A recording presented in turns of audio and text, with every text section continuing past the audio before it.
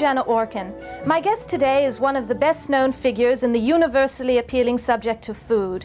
He has been the food editor of the New York Times for at least 25 years, the author of several best-selling cookbooks, and now he has invented a totally new genre, the memoir with recipes. His name is Craig Claiborne, and his autobiography, A Feast Made for Laughter, is indeed a feast rich in anecdote and spice, served in an entertaining yet elegant style. Welcome, Mr. Claiborne.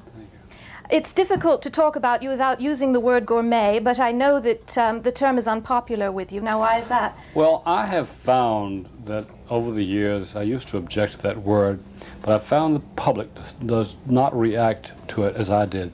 To the public, it means an educated palate, or someone who really cares desperately about food. Yes. And if the public accepts this as such, then I accept it myself. What is its meaning to you? Well, I think it was a greatly abused word, overworked, and anybody who ate a cheese sandwich was called a gourmet. Now I think it really is the American connotation. The word connotes in the American mind someone who really cares a great deal about food, and that's what I am, I suppose. Yes. If you had to devise a test to separate the gourmets from the rest of us, what do you suppose it would consist of? Oh, I think it would consist of a lack of snobism. I mean, I think too much is made of people who say they can't stand hamburgers or hot dogs. I think this is ridiculous because I love things with truffles, with foie gras. I love champagne, but I happen to like ordinary wines. I like hamburgers. I like hot dogs. I like spaghetti with meatballs. Any food that is properly cooked with conscience, with care, is gourmet cooking to my mind. Do you ever eat just a peanut butter sandwich? I do. There are very few things in this world that I do not like. One of them happens to be peanut butter. Another happens to be grape jelly. Another happens to be pretzels. Another happens to be maraschino cherries, and so on. But I don't like peanut butter unless you turn it into a great sauce, Indonesian style. Then I like it. But I would never eat a peanut butter sandwich, which is not snobism, except it doesn't have to be my taste. And how about cornflakes for breakfast? I have cornflakes for breakfast, but I'm on a no-salt diet. And the cornflakes that I eat, I frequently have them, are unsalted cornflakes, which you could find in health food stores. And I also buy crisp rice, which is the opposite of Rice. It's like Rice Krispies, but it has no salt in it. I love these things. But I can tell you a secret about if you're going to eat them. Yeah. You put them in a plate, put them in the oven, and let them bake for about 375 for about 10 minutes. They become quite crisp and marvelous with milk, you know. With cold milk? Cold milk, right. Doesn't become a hot cereal? No, not at all. But it crisps them up. And I think that's one of the secrets. I've been on a no-salted diet for the past 4 years. And I think you always run across nice little tricks to titillate your palate, so to speak. How do you judge something that you don't like? If you had to judge a very strong cheese and it simply didn't appeal to you through none of its own fault, what would you say about it? Well, I think you've picked a bad example because I happen to like very strong cheeses, very smelly cheeses. From my infancy, I have always admired very strong, overly ripe cheeses even. I think there's no such thing as a cheese that's too ripe, which many people think is putrefied. I don't. I love it. But to rephrase your question, how else could you say that? What else could you say? Another example. I'm trying to get away from peanut butter, which you're probably not called upon to judge. Well, I mean, for example, a hamburger. Let's take something that's a common denominator like that. If the hamburger is gristly, if it has too much fat in it, if it's not cooked properly, if it's not heated through, if it's cold on the inside, then I find it revolting. I don't know, an omelet. Take an omelet. If it is overcooked, if it's not runny in the center, I don't like it. The same thing is true of scrambled eggs. I was on a plane 2 days ago, and they served fairly decent eggs, but they were cold, and they were gummy. The quality of the egg in the beginning wasn't bad, but what had happened to it in the meantime was pretty terrible. And so there are so many criteria that you use in judging food. The temperature, whether it's supposed to be hot or cold. Is it hot or cold? The texture, is it supposed to be pure or fine puree or coarse? The flavors, is it overly spiced? Is it underspiced? Is it whatever? Suppose it's in the nature of the dish to be overly spiced. Well, in that case, I probably might add more spice to it. If they serve me a nice spicy sauce to go on at a Mexican restaurant, for example, if they serve me something that's supposed to be spicy, I really like it spicy. I don't want them to compromise. That's why I went to that restaurant in the first place, let us say.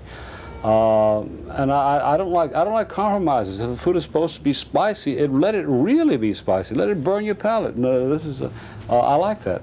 Suppose you don't know what the food is supposed to be. If it's from a totally unfamiliar cuisine and you have nothing to compare it to, how are you going to assess it? Well, I think you always have some standard of comparison. If I've recently in a Korean home and the food was fantastic, but also the dishes. I had a frame of reference, not perhaps through Korean food, but through Japanese cooking, through Chinese cooking. I know what you're saying, but I think the important thing, and I have not been restaurant critic for the past 10 or 15 years. I was restaurant critic of the New York Times for many years, a couple of decades. I think that I don't care what cuisine it is. It could be Korean, Chinese, French, German, Italian. If it's incredibly good, it doesn't really matter how it appeals to your palate. Now, if you had to compare various brands of peanut butter which you don't like, how would you go about doing it? Well, I would decide if I like chunky peanut butter, if I like a very fine pureed peanut butter, and whether or not, I mean, the peanuts vary tremendously, for example. I love peanuts, unsalted peanuts, and they do vary. If you buy the run-of-the-mill roasted peanut, unsalted, it's okay, but I have had some from Virginia someone gave me as a gift about a month ago. They are fantastic. They are large, they have a particularly nutty flavor, and a round flavor that doesn't exist in what you buy at the supermarket. So there's no way of saying precisely what it is that you judge on. It's a question of texture and taste, I would say, mostly, in almost any food. Is it possible to be a gourmet and not a good cook? I think, indeed, I think in some of the, again, we go back to saying I really don't like that use of that word, gourmet. I really don't, basically. But people, your audience knows what you mean, and you know what you mean, and I know what you mean. It is quite possible for someone to have a great taste for great wines, for someone to enjoy a magnificent mousse of fish with a lobster sauce on top. Of course it is. The average person who would taste that dish could not begin to make it. You don't have to be a great cook to be a so-called gourmet. The ability is like you're asking me the same thing as saying, can I enjoy a magnificent concert on the piano, piano concerto, exactly. and I can't play a note? Can I enjoy a painting and I can't draw? Of course, you don't have to be able to perform the ballet in order to enjoy going to ballet. The same thing is true of cooking. But isn't cooking more a matter of reading a recipe? Oh, no. Oh, no. It's a question of taste. I think that the enjoyment, the appreciation, the really keen, refined appreciation of food has as much to do with as we were talking about, the ballet or the playing a piano. I think that some people are born with a talent for cooking and cooking incredibly well, exciting, and some people they're tone deaf. They're tone deaf, right? Yes. Now, yours is a job that most sane people would envy. Are there some hazards involved in it that we are not aware of? Well, if you spend as many hours in the kitchen as I do, along with my partner Pierre Franey, we work Monday through Friday. I mean, say 4 or 5 hours a day, 6 hours sometimes. At the end of that time, I really can't face eating all that magnificent food that's cooked by one of the greatest chefs on earth, and I've been there recording these whole things on my typewriter. The only hazard involved is you really just can't face. You really want to separate yourself from your own kitchen. You want to go out and be somewhere, and have something different. If it's only a well scrambled egg or an omelet or whatever. So, You entered a female bastion upon becoming food editor of the New York Times. No man had ever done that before. No. It's far more frequent that women want to be executives than that men want to be domestics, or whatever it was traditionally female. Did you meet with some hostility upon entering? No, I never have. The thing I think that I did in becoming food editor of the New York Times And it was the fact that most men thought it was quite sissy to be caught with an apron on. Today, Yes. I think because I was a man and we had respect as a food editor, a lot of men turned to put aprons on when they're in the kitchen. And today you'll find, I think, there's just as many men cooking for pleasure as you find women. And it's not a question of being a sissy or being a macho type. It has nothing to do with that. Although men were traditionally chefs. Well, yes, but a lot of people ask me whether or not I think it's why have all the great chefs in the world, why have they all been men? And I can only say that most women that I know would not be stupid enough to want to take on such an arduous task as throwing those heavy pots and pans around. And also, I have never met a great chef who did not have a strong female influence in his background. It might have been his mother, his aunt, his grandmother, or someone, but there's always a woman in the background who gave him the inspiration for cooking well. Mm-hmm. And he grew up with the family trained palate. And then he went on his own. Being a chef is a very, very arduous and terrible thing, physical. And I just don't think women are really equipped or even have the desire to become great chefs. Very few. As for the benefits of your job, there was the legendary $4,000 meal in Paris with Pierre Freinet. Now, you received a lot of mail about that, some of which accused you of decadence, insensitivity. I like the word decadence better than decadence, being from Mississippi. Anyway, I was accused of being unfeeling, how many people could have been fed by that $4,000. Look, the American Express, if I had not pulled that surprise on them, would never have donated that $4,000 to charity to feed one mouth, and not one bite of food that we ate that evening would ever have been fed to the poor. I mean, we did not deprive anyone of anything. And so, but I had a lot of people laughed at. Russell Baker wrote a magnificent column called Franks and Beans when he parodied what we, our eating, spending $4,000 for a meal. I don't apologize for that meal. It was a lark. I mean, it was contrived. I did it because I knew you'd be talking about this sit down. This is 10 years later. And so it was a fairly good publicity gimmick, and that's why I did it. So. No one was deprived. Let's move away for the moment into the more personal realm. You divulge some extremely intimate details in your book. Why did you decide to go ahead and do that?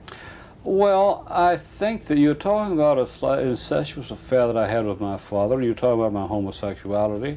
I had to do that because I felt it was a moral obligation both to my publisher and to anybody who bought that book. That book's expensive. It cost about $19.85.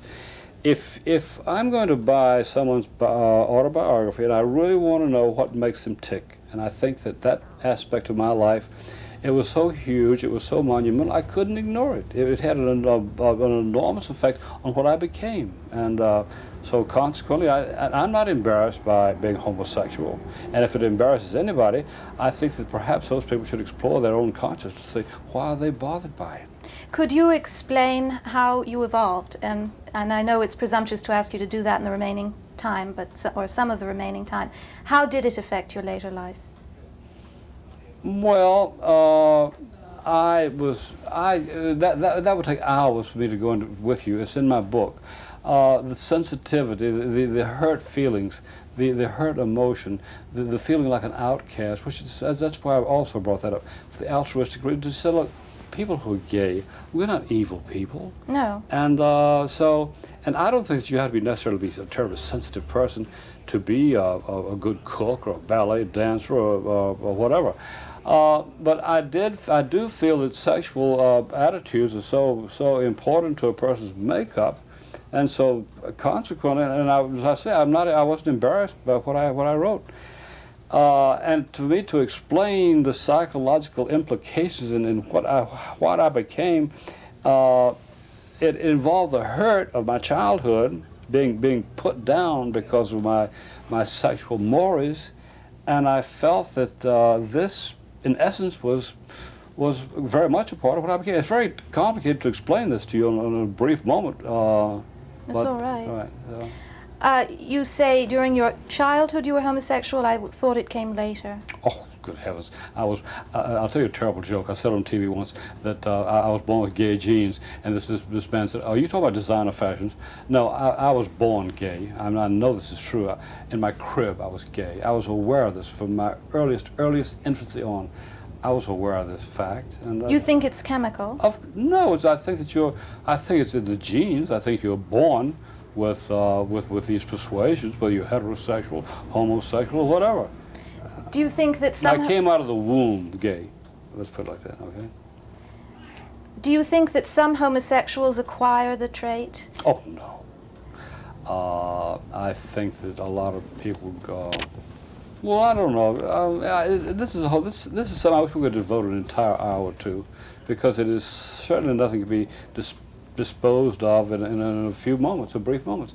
I think that almost all the men that I know, to tell you the truth, I mean, I have gone through and experienced a homosexual act of one sort or another, in one depth or another. I mean, almost all the people I know have. And I can only speak for men. But, aren't there some cases of men being seduced by their stepfathers and converting at that point? I think that's possibly true. I'm positive it's true. Of course, I mean, in this world we live in, there are all sorts of, meldings and pairings and so on. That's life. It's not a pure world. Do you think that everybody's a little bisexual? Are you a little bit heterosexual? Well, I came close to getting married once. I had an affair. I've had an affair with women in my time, quite successful. And I was told I was very good in bed by a lot of the women I've been in bed with. But I predominantly, I'm aware of my persuasions are predominantly gay. And so I enjoy my life. I always have.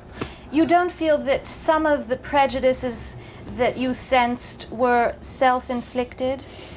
Perhaps? Well, now that my book is out, now that I have explored this thing in depth, I certainly find that my family is in no way embarrassed by it. They're no way ashamed by it. All my life, I have never been in a big thing of this whole thing about being gay or being straight. I've always presumed the people I worked with, if they thought about it all, knew that I was gay, and I didn't make a big issue of it. If they wanted to discuss the hilarity of it, if they wanted to discuss the sadness of it, I was perfectly willing to discuss this in any depth and with anyone I knew.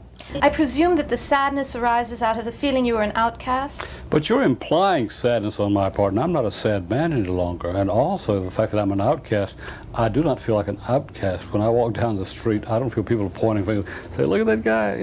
It's not like that. No. I feel like a perfectly ordinary human being who enjoys life, and I have a ball. I mean, I have a great love affair going in my life, and it's a continuing thing for several years. Why are you so open about your childhood and yet reticent about your adulthood? Well, the one thing that I regret about writing that book, and if I go back and do it again, I would certainly explore the feeling of homosexuality in much greater depth as I became older, because one reason I also would like to add, there was a certain amount of altruism in my writing about my homosexuality. If I could save one kid, if I could make him feel less guilty about his homosexuality, if I can make one mother who has bought my book and respects my name, if I can assure her that her kid is not an evil human being, that he's a perfectly natural kid, although he's gay, then my message has been accomplished. And I feel the same thing is true. I would like to have explored what it is like to be someone who's gay and quite successful in his field.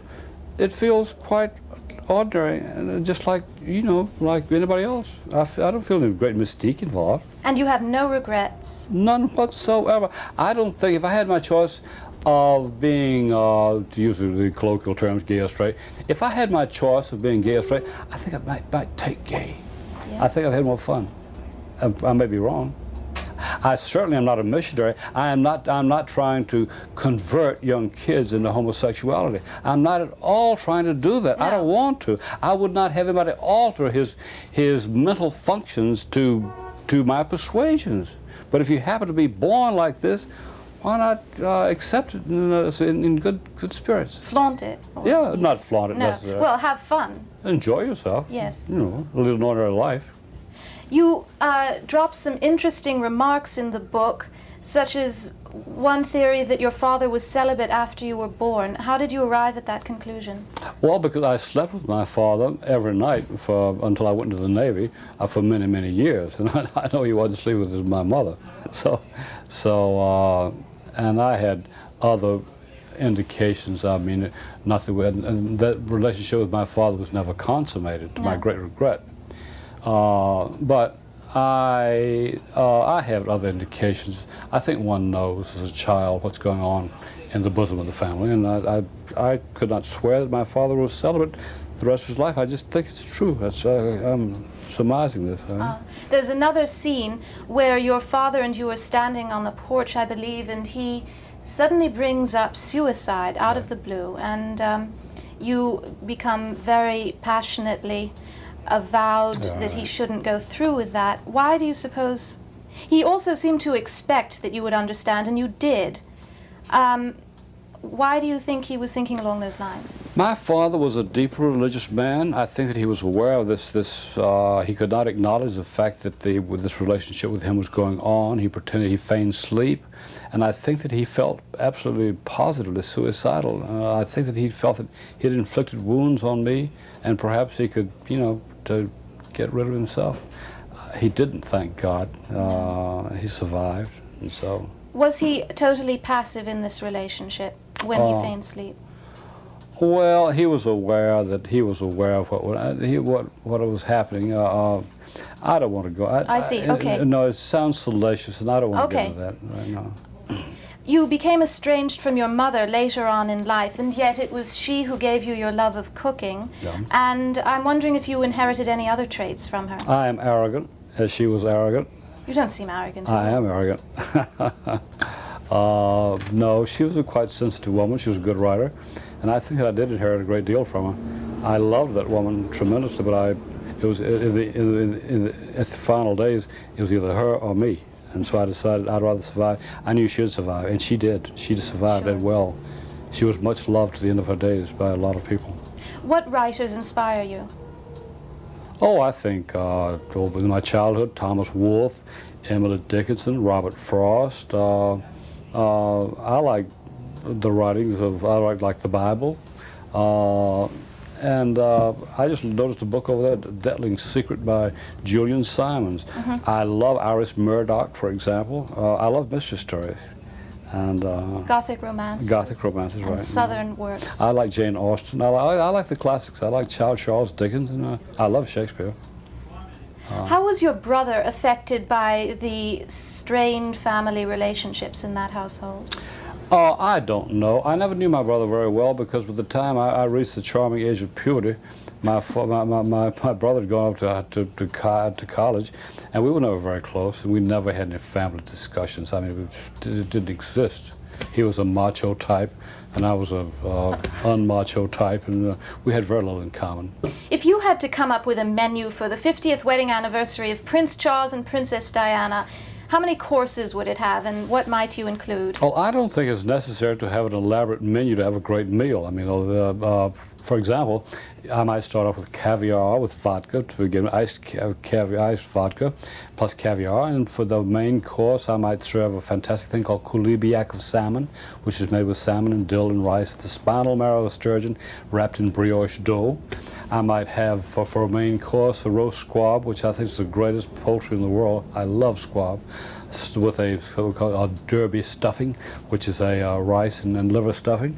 I'd probably have a great salad with brie cheese or some marvelous cheese. Then for dessert, I'd probably have my favorite, which is eggs a la neige. It's egg meringues that are served on a vanilla custard with a little bit of Kirschwasser inside. Then I might have strong coffee and a little cognac, maybe. You seem to have thought about this before. Well, I have been asked what my favorite meal might be, and I think that would probably what it would be. Could you rank for us various countries in terms of their cuisine?